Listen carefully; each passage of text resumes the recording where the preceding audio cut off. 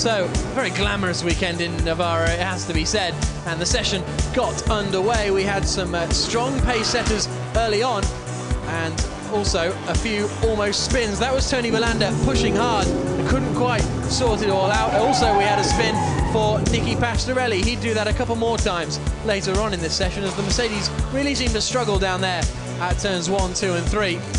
Peter Cox it was who was quickest in the first session. That meant when the second session took over, Marc Basseng was the man wrestling the Mercedes, and as I say, an almost identical spin. Yeah, I mean, it just sort of the little pendulum effect takes over, and one of the McLarens, the Musier car, as Oliver Jarvis blows his cheeks and saying, where did that come from? And again, getting into trouble, AstroTurf being ripped up. I mean, it's almost as if you'd imagine the track was wet. Yeah. Suddenly, once the grip is lost, the coefficient of tyre versus tarmac just vanishes.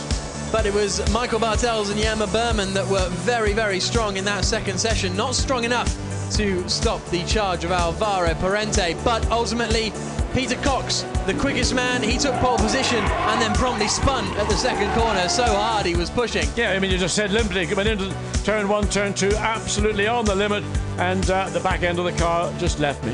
But it was Stefano Telli couldn't quite sort it out, so Peter Cox on pole. It's the BMW's second and third. 7:30 local time. We've got the qualifying race. Join us then.